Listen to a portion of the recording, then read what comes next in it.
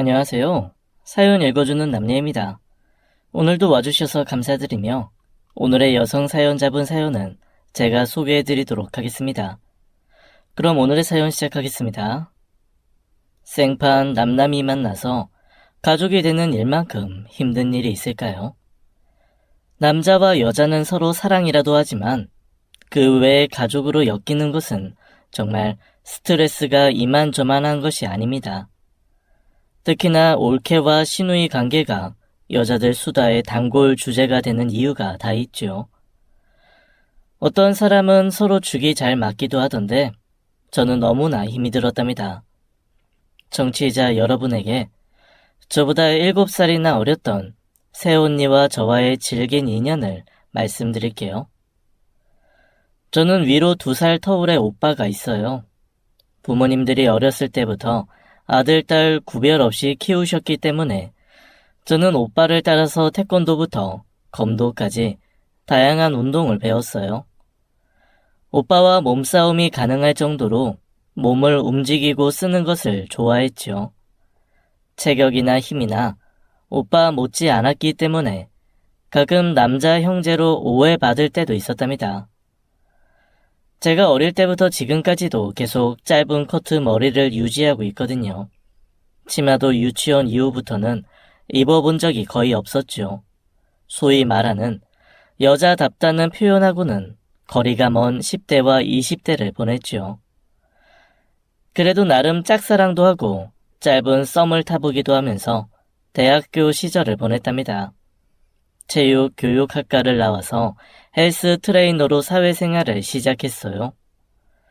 그곳에서 만난 동료 트레이너와 연애를 하고 결혼을 약속했습니다. 강선용, 남자는 남자가 봐야지 정확히 알 수가 있는 거야. 오빠한테 남자친구 소개도 안 하고 바로 약혼한다는 게 말이 되냐? 누가 선머슴 같은 우리 동생 좋아한다고 하는지 내가 만나봐야지. 왜 이래? 내가 헬스장에서도 얼마나 인기가 많은데 여자는 누가 뭐래도 힘이지. 알았어. 시간 한번 만들어 볼게. 오빠와 남친은 나이가 같아서 그런지 제법 첫 만남에서도 어색함 없이 대화를 잘 하더군요. 군대에 다녀온 이야기, 운동 이야기로 저는 안중에도 없이 둘이 신나게 떠들었어요. 이 보세요. 저기요. 오늘은 제가 주인공 아니에요? 이렇게 처음부터 둘이 친해져 버리면 내가 좀 섭섭해지려고 하네. 오빠가 매제될 사람한테 할 말 있다며. 아, 맞다. 내가 원래 매제를 심사하는 자리였는데 깜빡했네. 박주영, 나보다 먼저 결혼하는 우리 선영이 눈물 나는 일 없도록 해라. 하긴 우리 강선영이 웬만해선 우는 일이 잘 없긴 하지. 아이고, 언제부터 우리 선영이야? 왜 이래? 우리 누가 봐도 현실남매인데 닭살 돋겠으리? 술 마셨다고 오버하지 마. 네, 알겠습니다, 형님. 선영이가 오빠랑 하나도 안 친하다고 했는데 오늘 보니 아주 오빠 사랑이 차고 넘칩니다요. 그렇게 화기애애한 첫 만남을 가지고 약혼식을 일주일 앞둔 어느 날이었습니다. 강선영, 너 약혼한다고 너무 마음 놓고 있는 거 아니야? 남자는 항상 조심해야 한다고 몇 번을 말해. 내가 어제 회사 끝나고 회식하러 갔다가 박주영이랑 비슷한 놈을 봤거든. 긴 머리 여자랑 분위기 잡고 있던데. 그날 회사 임원들이랑 같이 있는 바람에 제대로 확인 못했어. 넋 놓고 있지 말고 알아봐. 어제는 남친의 휴무 날이었는데 친구들을 만나러 간다고 했거든요. 하지만 오빠의 얘기를 듣는 순간 느낌이 이상하더라고요. 여자의 감이라는 게 있잖아요. 헬스장에서 개인 PT를 해드리는 회원님도 이상한 소리를 한 적이 있었거든요. 저기 저 여자 때문에 요즘 여자 탈의실에서 난리가 났어요. 아니 운동을 하러 오면서 머리는 왜 저렇게 풀어헤치고 오는 거야? 그리고 저게 운동복이야? 수영복 입은 것보다 더 야하잖아. 에이, 요즘엔 젊은 여자 회원들은 레깅스에 브라탑만 입고 운동 많이 해요. 아니라니까. 누가 봐도 저건 남자들 홀리려고 헬스장에 오는 거야.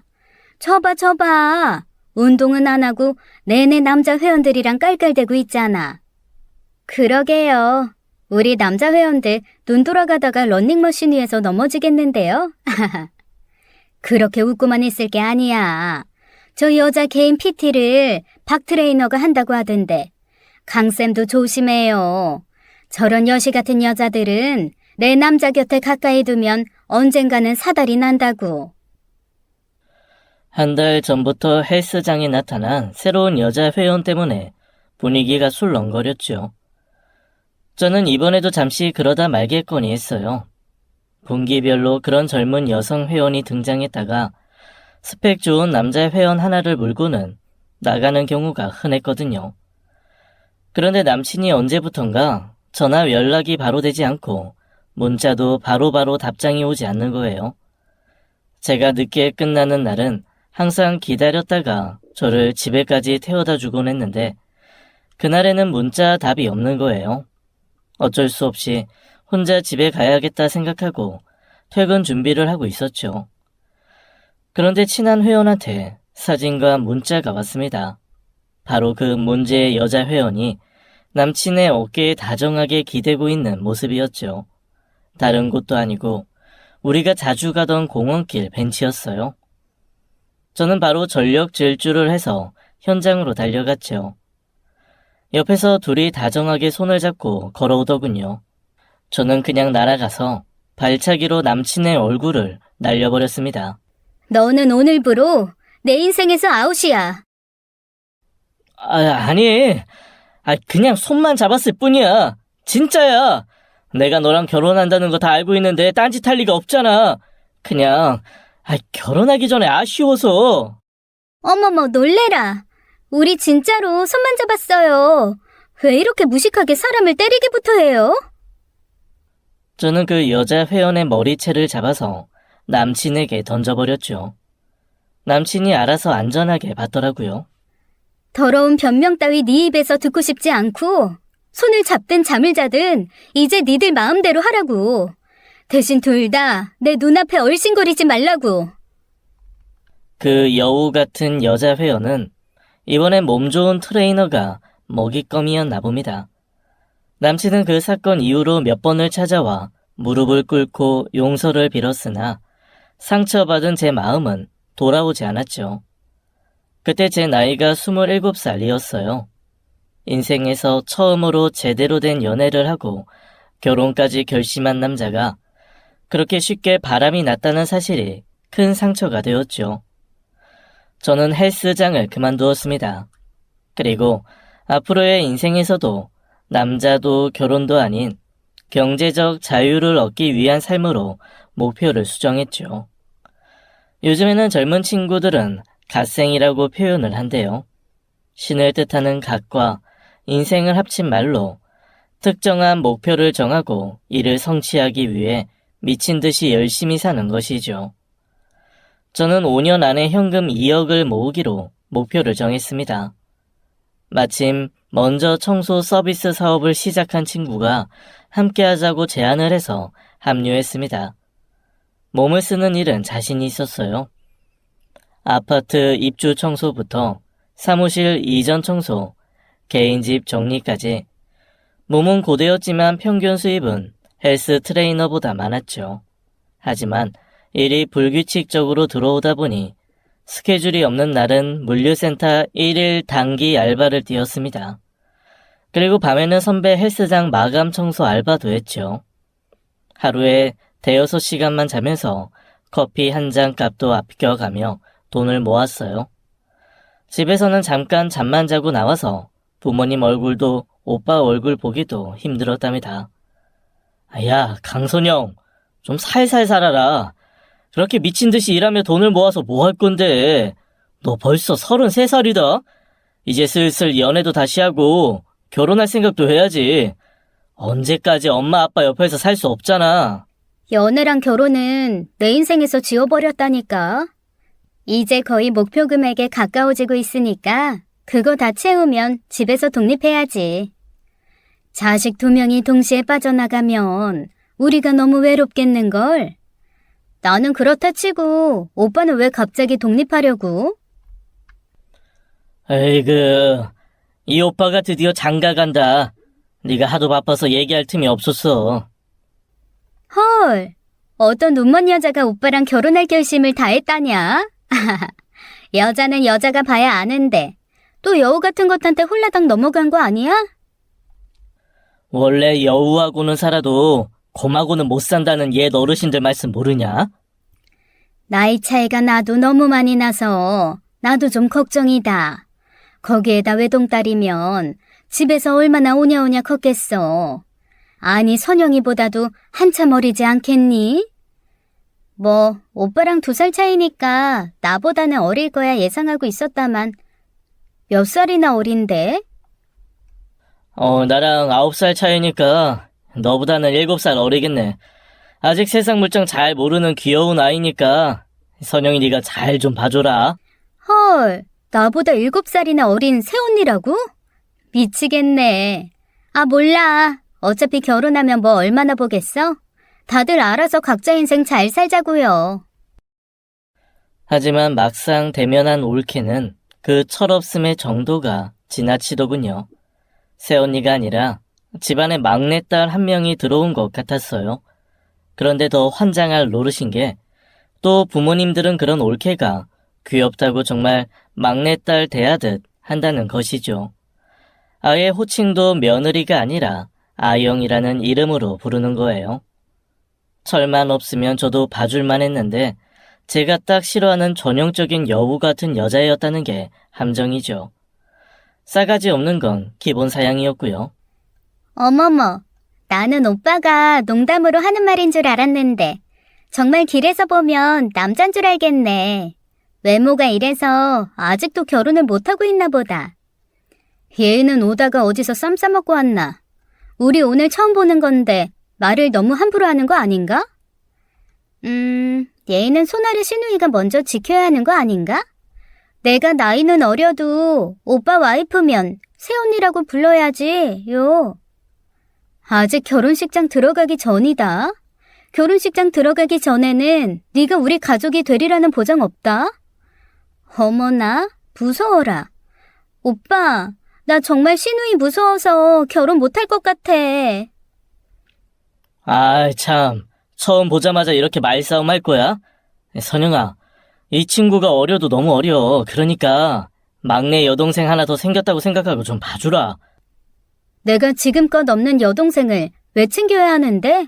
나는 저런 여자를 올케 언니로 맞을 생각 없으니까 알아서 해. 결혼 전 올케가 집에 인사를 하러 오자마자 올케와 저는 한바탕 말싸움을 했어요. 정말 생각 같아서는 결혼식장도 가기 싫더군요. 오빠는 뭐가 좋은지 내내 허허실실 입이 귀에 걸렸더라고요.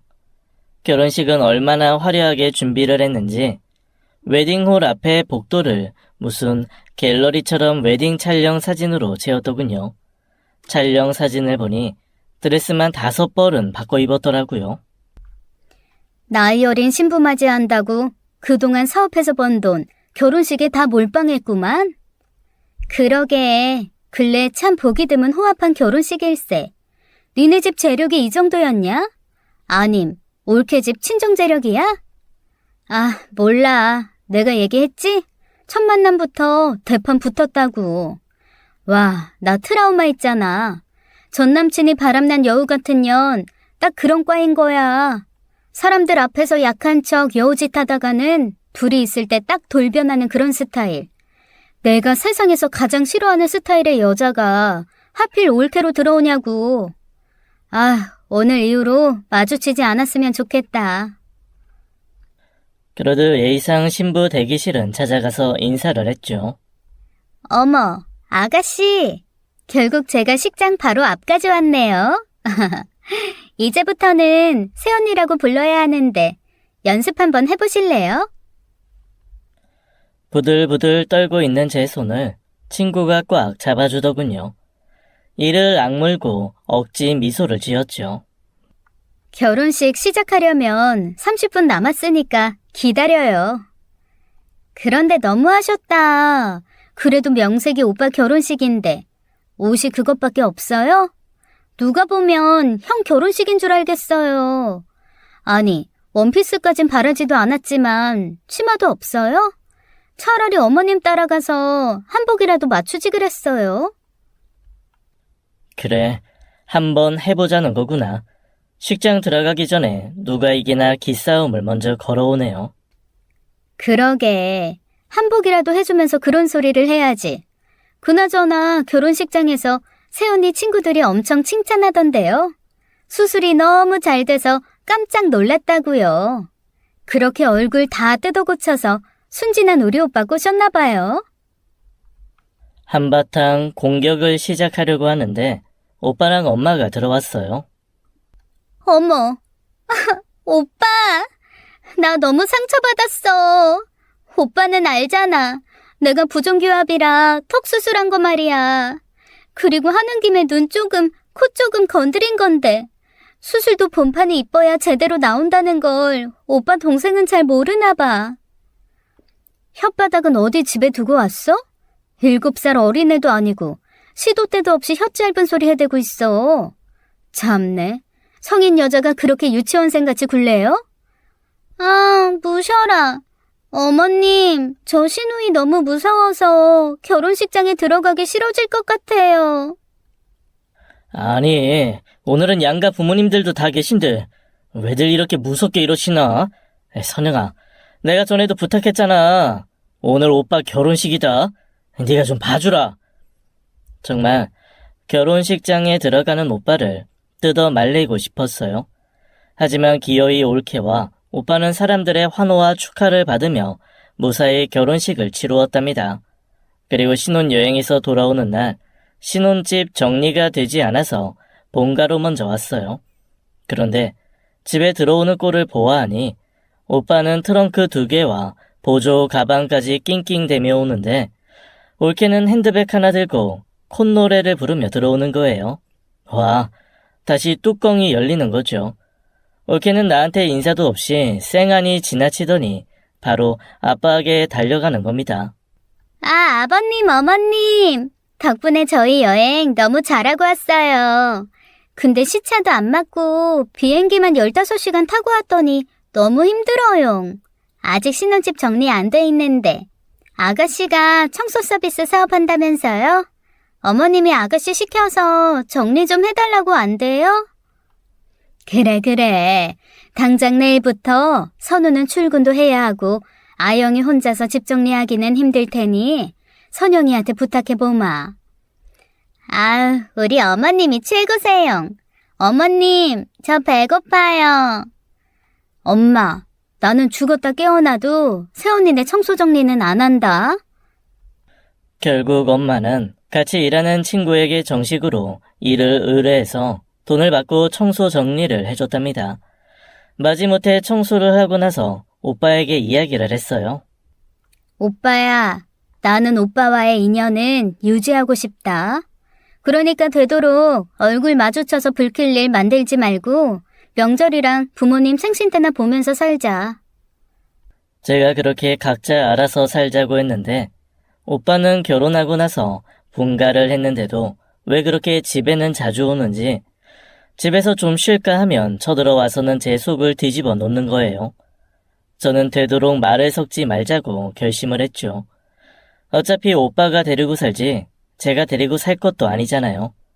다행히도 오빠한테는 잘하는 것 같더라고요. 그런데 이 싸가지 올케는 우리 집이 자기 친정집인 줄 착각하는 게 아닌가 싶어요. 주말이면 집에서 밥을 하기 싫어서 오는 게 분명했어요. 자기가 먹고 싶은 음식 재료를 잔뜩 사가지고 오면서 유세란 유세는 다 떨고는 음식은 엄마에게 맡겨버리는 패턴인 거죠.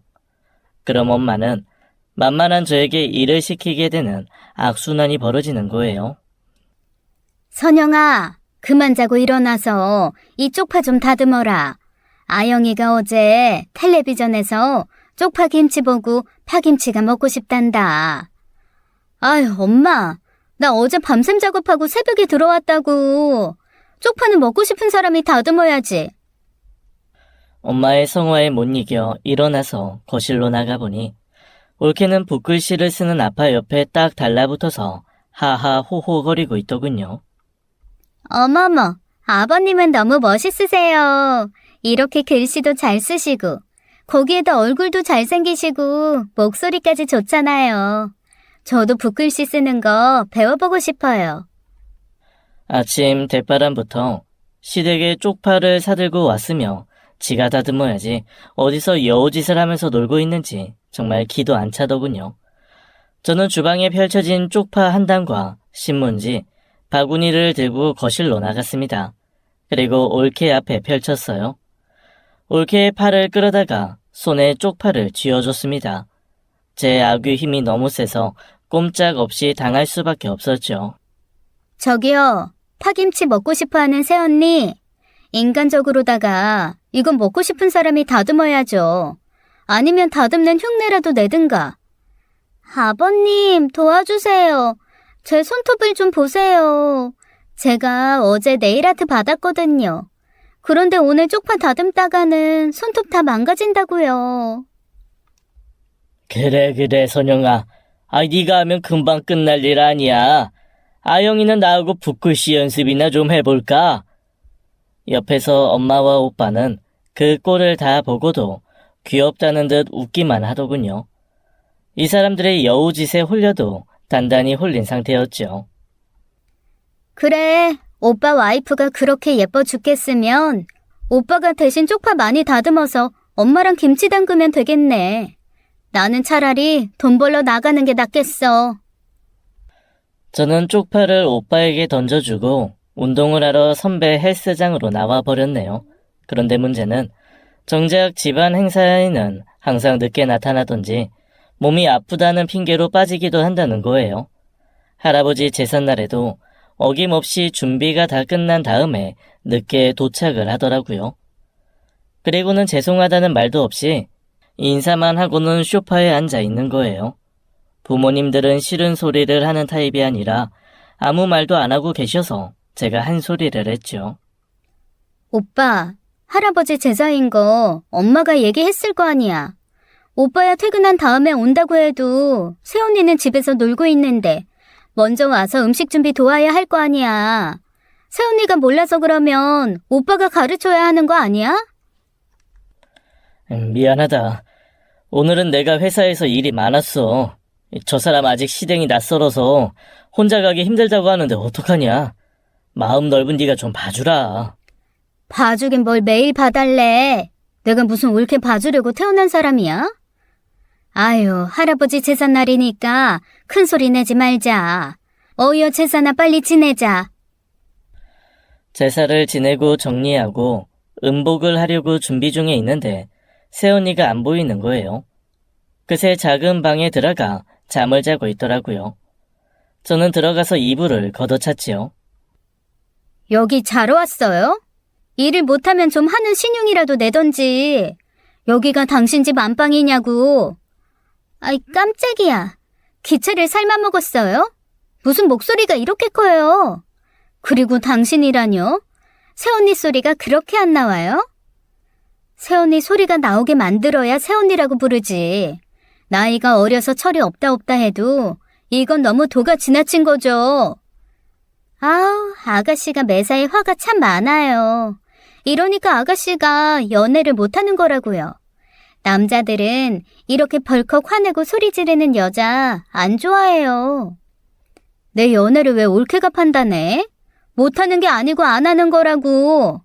사람 더 열받게 하지 말고 당장 나와서 움직이라고. 오빠, 나 좀 살려줘. 올케가 소리를 지르자 부모님과 오빠가 달려왔어요. 아가씨, 아까 제가 하품을 계속 해대니까 아버님이 들어가서 잠깐 쉬라고 했단 말이에요. 아버님, 어머님, 아가씨가 저 너무 미워해요. 제가 너무 보기 싫은가 봐요. 부모님이 오시니까 올케가 또 불쌍한 척 연기를 시작합니다. 정말 카메라로 찍어서 모두에게 사실을 알리고 싶더군요. 아니, 니들은 어쩌면 만나기만 하면 그렇게 으르렁대니? 이제 좀 조용해질만도 하잖아. 선영아, 네가 나이도 더 위인데 좀 기다려주고 알려주면 되는 것을. 왜 그렇게 새언니를 닥달해?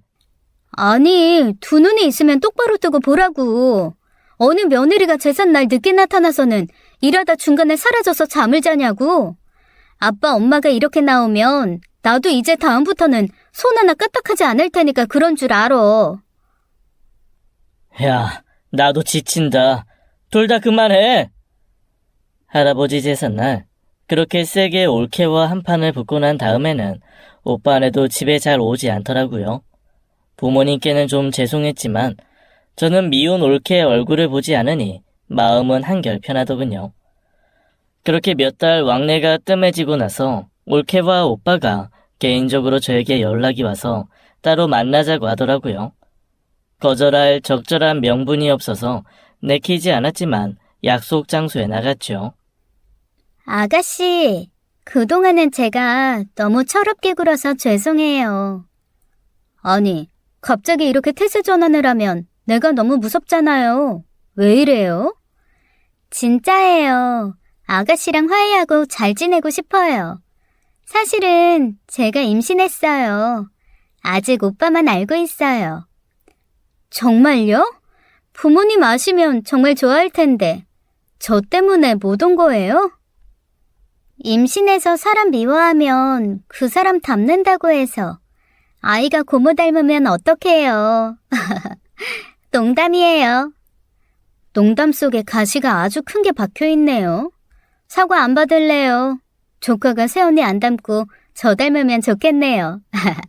이왕이면 딸이었으면 좋겠다. 아이고 정말 둘 다 똑같다. 빨리 서로 악수하고 화해해. 이제부터 부모님 앞에서 둘 다 큰 소리 내지 않기로 한 거다. 알았어. 내가 이제 고모 된다니까 너무 신난다. 올케 언니도 다른 거 신경 쓰지 말고 아이 건강이랑 새언니 건강 잘 챙겨요. 몇 달 만에 좋은 소식을 가지고 먼저 사과를 해주니 제 마음도 금방 풀리긴 하더라고요. 그리고 무엇보다 부모님이 너무 좋아하셨지요. 물론 임신을 한 이후에는 이전보다 더 공주처럼 대접을 받긴 했죠. 그래도 어쩌겠어요. 조카를 임신한 귀한 몸이신데요. 그리고 오빠를 쏙 빼닮은 남자 조카가 태어났죠. 농담처럼 한 말이었지만 저를 더 많이 닮은 조카였어요. 그래서 그런지 저는 조카가 너무 예쁘더라고요. 올케가 아이를 낳고도 여전히 철없는 말과 행동을 해도 조카를 생각해서 많이 참았죠. 그런데 어느 날 올케한테 다급하게 전화가 왔어요. 아가씨, 혹시 현금 20만 원만 빌려줄 수 있어요? 네? 아니, 20만 원이 없어서 나한테 연락한 거예요? 네. 오빠 사업이 요즘 너무 힘들어요. 이번 달은 생활비도 못 받을 것 같아요. 아니, 그 정도로 오빠가 힘든 거예요? 그럼 부모님한테 말을 좀 하지. 아가씨, 이 얘기 절대로 어머님이나 아버님이 아시면 안 돼요. 오빠 성격 알잖아요. 오빠가 이런 얘기하면 제 얼굴 안 본다고 했어요. 말하면 안 돼요. 우리 정원이 예방주사도 맞춰야 되고 폐가 안 좋은지 계속 기침을 달고 살아서 정밀검사도 받아야 하는데 돈이 없어요. 기침이 멈추지 않으면 진지게 검사를 해야지. 돈 없다고 병원에도 못 가면 어떡해요. 저는 조카가 아프다는 소리에 너무 속상하더라고요. 하지만 저도 오빠의 성격을 알기에 올케가 안쓰럽기까지 했지요. 당장에 현금 50만 원을 입금해줬어요. 생활비도 빠듯하다고 하니 20만 원으로 얼마나 버티겠나 싶었죠. 그리고 2주 정도가 지났을까요? 언니가 이번에는 집 앞에 찾아와서 들어오지도 않고 불러내더군요. 아니, 집 앞까지 왔는데 왜 안 들어와요? 정원이 기침은 어때요? 검사는 해봤어요? 정원이는 어디 있어요? 아, 오빠가 출장 중이어서 친정에 있다가 온 거예요. 정원이는 친정 부모님이 봐주고 계세요. 아가씨, 죄송하지만 현금 100만 원만 더 빌려주시면 안 돼요? 현금으로 있으면 저한테 바로 주시면 좋겠는데. 네? 현금 100만 원이요? 그렇게 큰 돈이 제가 가지고 있을 리가 없죠. 카드 서비스라도 받아서 주면 안 돼요? 제가 너무 급해서. 정원이가 또 아파요? 급한 일이 뭔데요? 아니, 정원이는 이제 괜찮은데요. 정원이 유모차가 맘에 드는 게 당근에 나왔지 뭐예요. 그게 연예인들이 오픈런 해도 못 산다는 명품 유모차예요. 그렇다고 이렇게 밤중에 찾아와요? 전화를 하던지 하지. 지금은 저도 현금이 없고 내일 친구한테 빌려서 줄게요. 사실은 돈이 없다고 하려고 했죠. 병원비라면 모를까. 오빠 사업도 어렵다는데 아무리 중고로 나온 명품 유모차라고 해도 100만 원씩이나 내면서 구입할 필요가 있을까 싶어서요.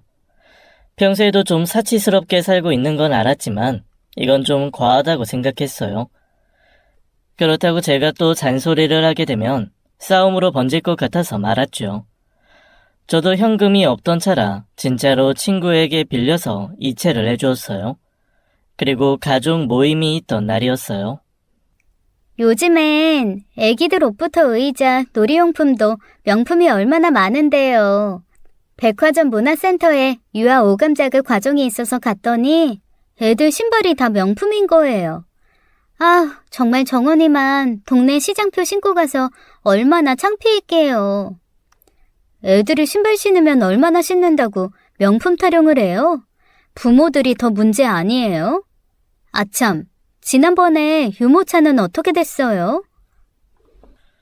올케는 유모차 이야기가 나오자 당황해서는 화제를 돌리더라고요. 저는 순간 이상한 느낌이 들었어요. 하긴 집에 왔을 때 보니 유모차는 그냥 평범해 보이더라고요.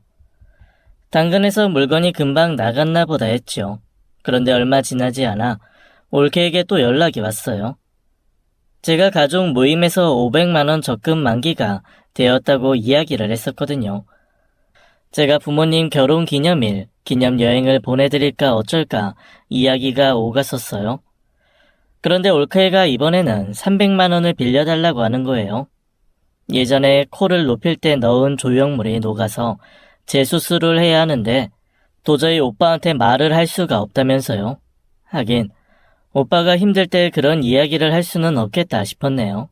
아가씨, 너무 고마워요. 그런데 이 수술 이야기는 아가씨만 알고 있어요.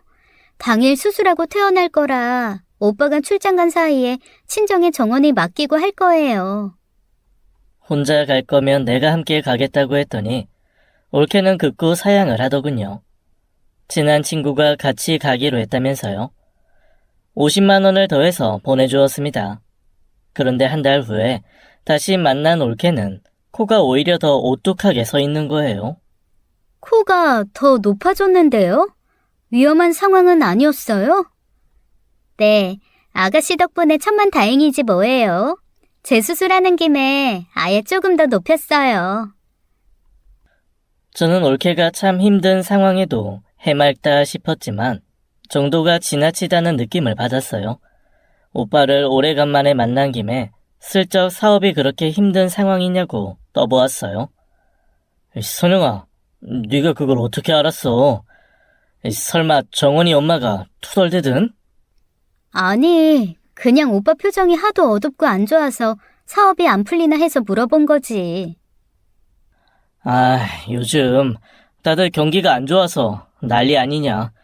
이번 계약건이 마지막에 성사가 안 돼서 타격이 좀 있네. 그렇게 힘들면 내가 좀 도와줄까? 내가 현금 모아놓은 게 좀 되잖아. 급한 불 끄고 나중에 갚아. 야, 강선영. 내가 네 피 같은 돈까지 쓸 정도면 사업 접어야지.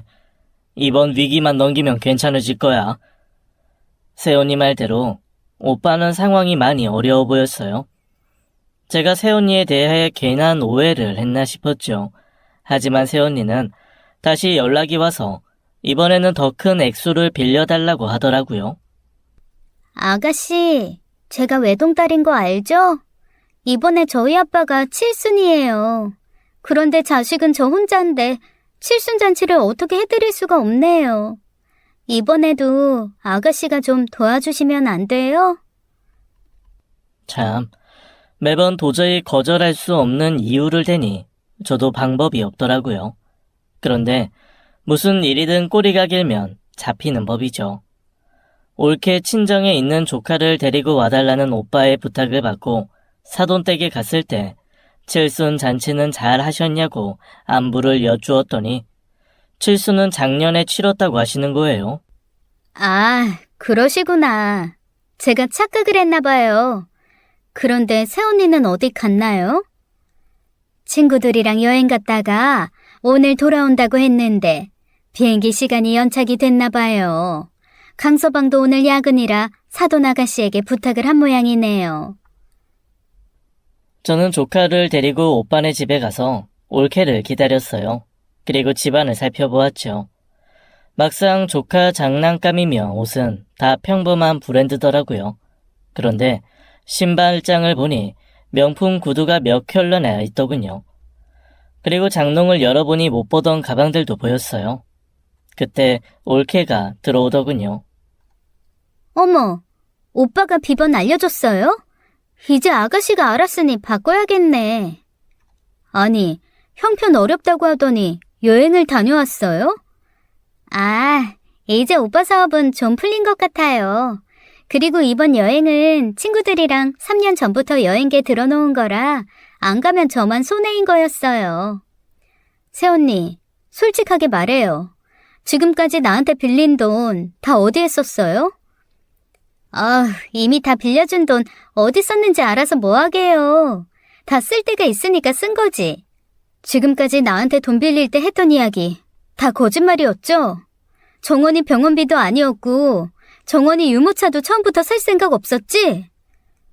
솔직히 말해서 아가씨가 그렇게 돈 쌓아놓고 있으면서 오빠가 어렵다고 하면 좀 도와줘야 되는 거 아니에요?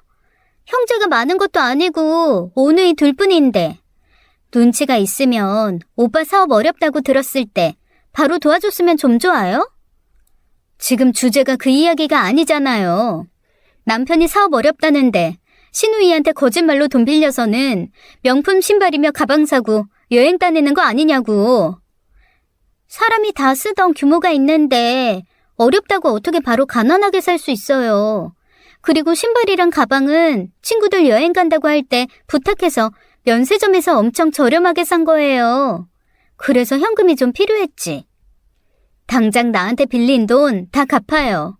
그 돈이 새언니 흥청망청 인생 즐기라고 줄 돈이 아니라고요. 내가 잠도 줄여가며 청소하면서 힘들게 모은 돈이라고. 아니, 누가 보면 몇 천만 원 빌려준 줄 알겠어요? 다 합해서 얼마나 되는데요? 돈 빌려간 사람이 얼마 빌렸는지 계산도 안 하고 있어요? 아예 내 돈을 갚을 생각이나 있어요? 자그마치 지금까지 빌린 돈이 1,000만 원이나 된다고요. 아, 예나 지금이나 왜 이렇게 무식하게 소리를 질러? 이미 다 써버린 돈 어떡해? 나는 돈 없으니까 몰라요. 먹고 죽을 돈도 없으니까. 배를 째던지 말던지 마음대로 하라고. 지금 그게 애 앞에서 할 말이에요? 아가씨야말로 조카 앞에서 계속 소리 지를래요? 그럴 거면 빨리 나가요. 정원아, 고모한테 바이바이 인사해야지. 제가 잠시 조카 때문에 마음이 약해지고 판단력이 흐려졌네요. 사람이 그렇게 쉽게 철이 들 리가 없잖아요. 배를 째라면 배를 시원하게 갈라주는 게 시누이 된 도리죠. 돈도 돈이지만 그동안 힘든 오빠와 조카를 핑계 삼아 거짓말을 해댔다는 게 더 용서가 되지 않았어요.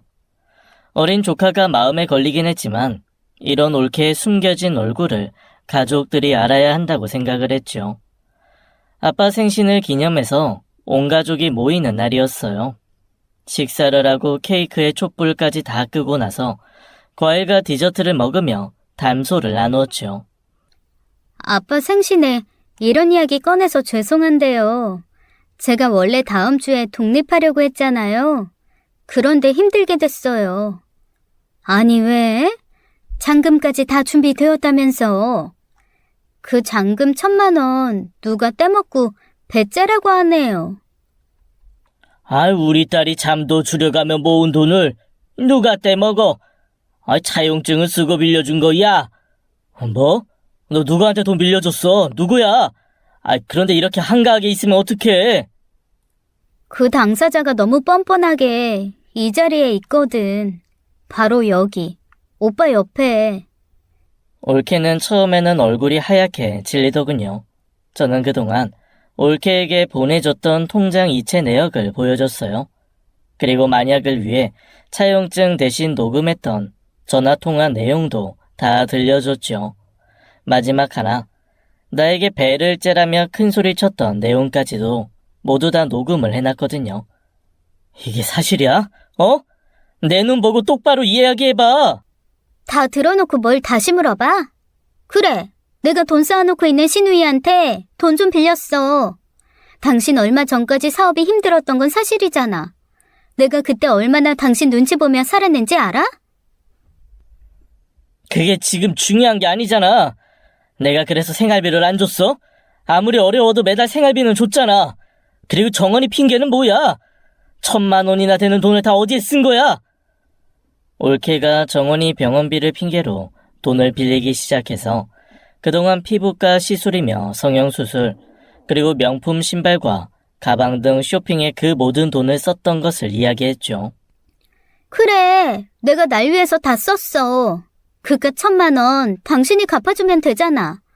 이제 당신 사업도 다시 잘 되잖아.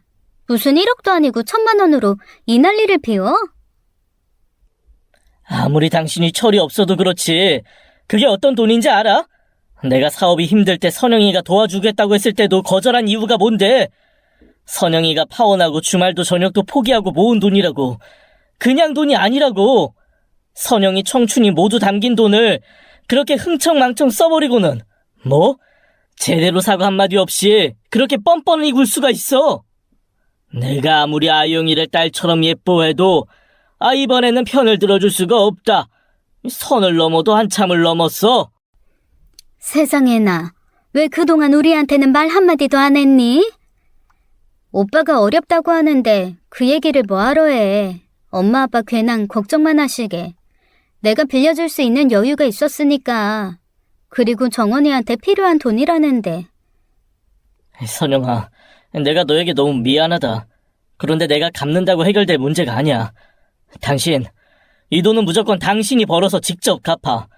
선영아, 1,000만 원 끝까지 올케 언니한테 받아내. 아니, 왜 다들 나한테만 뭐라고 하는 거예요?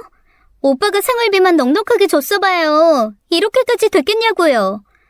아버님, 어머님도 저한테 용돈 한번 크게 주신 적 없잖아요. 나는 몰라. 내가 무슨 일을 해서 돈을 갚아?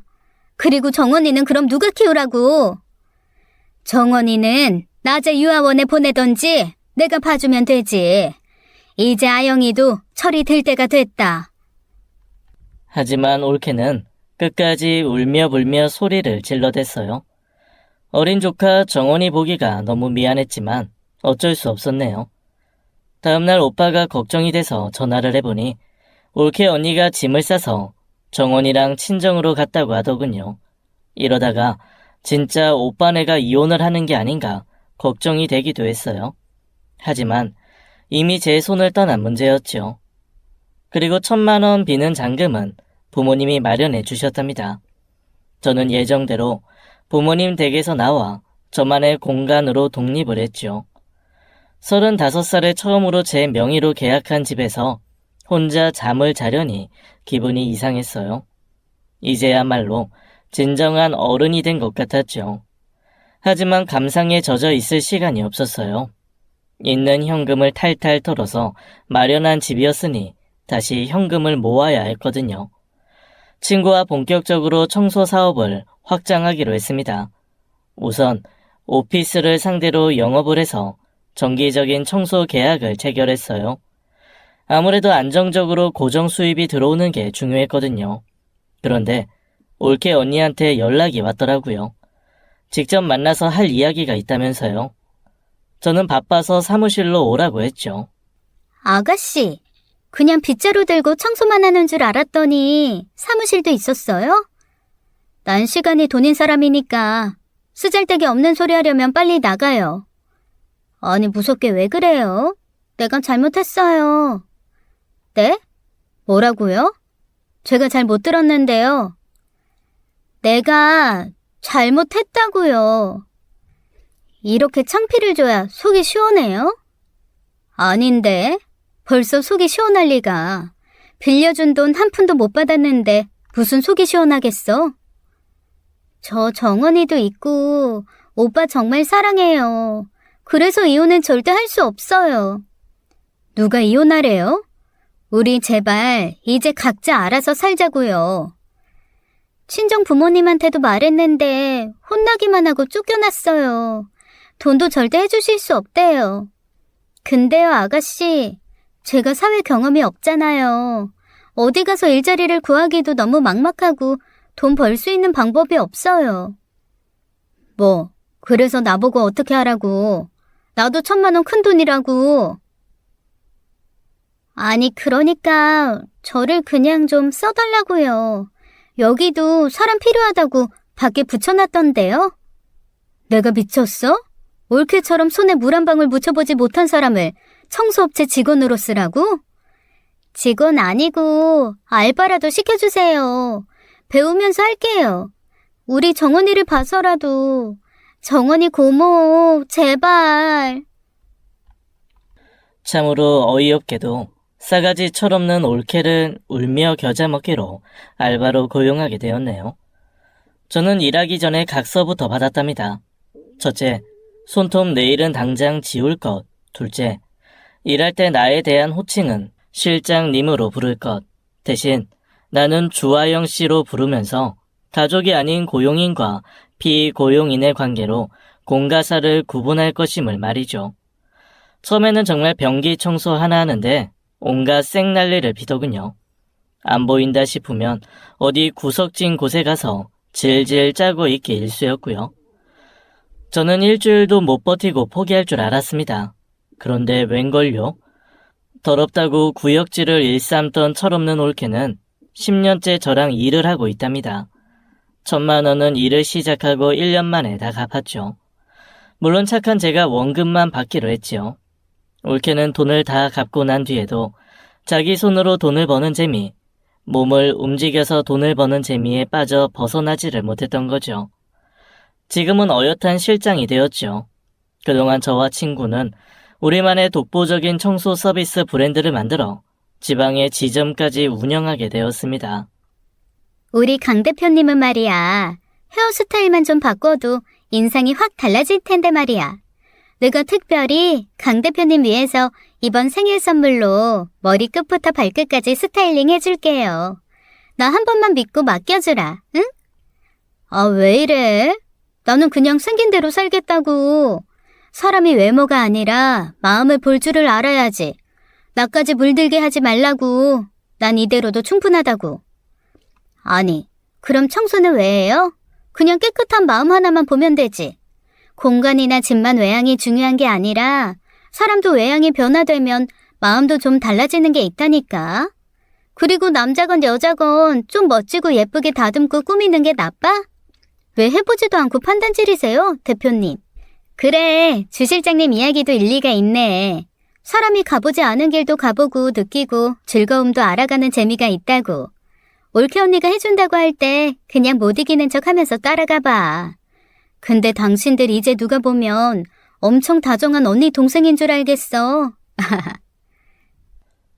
친구 말대로 10년을 일터에서 서로 지지고 볶다 보니 그렇게 맞지 않던 성격도 나름 서로 인정하면서 마음을 나누게 되었답니다.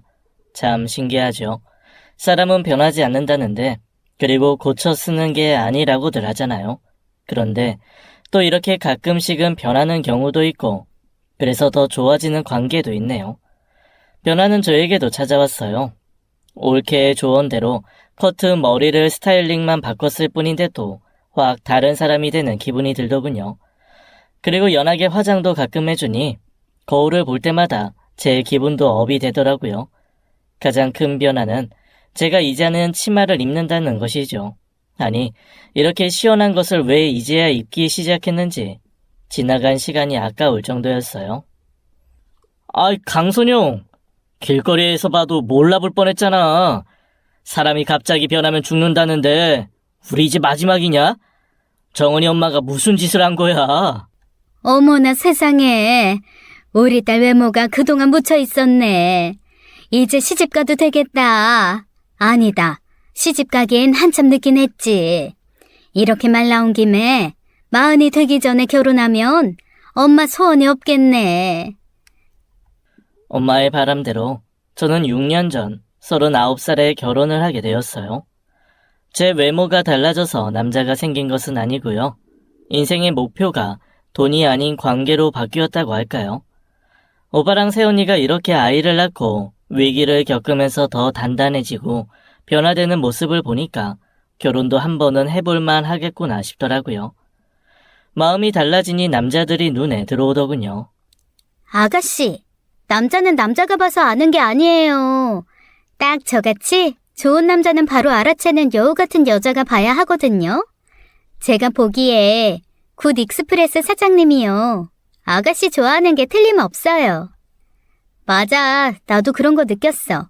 아니면 매번 이삿짐 계약하면 고객한테 우리 업체 소개 그렇게 해줄 리가 있겠어? 이번 분기엔 박 사장 때문에 매출이 얼마나 올랐는지 몰라. 소문이 자자해. 박 사장네 입주 청소는 우리가 다 한다고. 강선영 대표님, 박 사장님 같은 남자는 누가 낚아채기 전에 바로 잡아야 합니다. 그런 남자가 지금까지 남아있는 게 신기한 거지.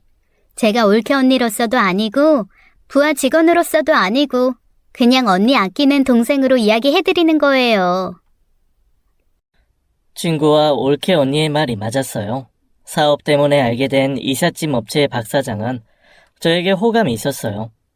20대 파혼 이후로는 남자를 믿지 않던 저를 무장해제시킬 만큼 듬직한 남자였죠. 벌써 결혼 6년 차에 접어들고 있네요.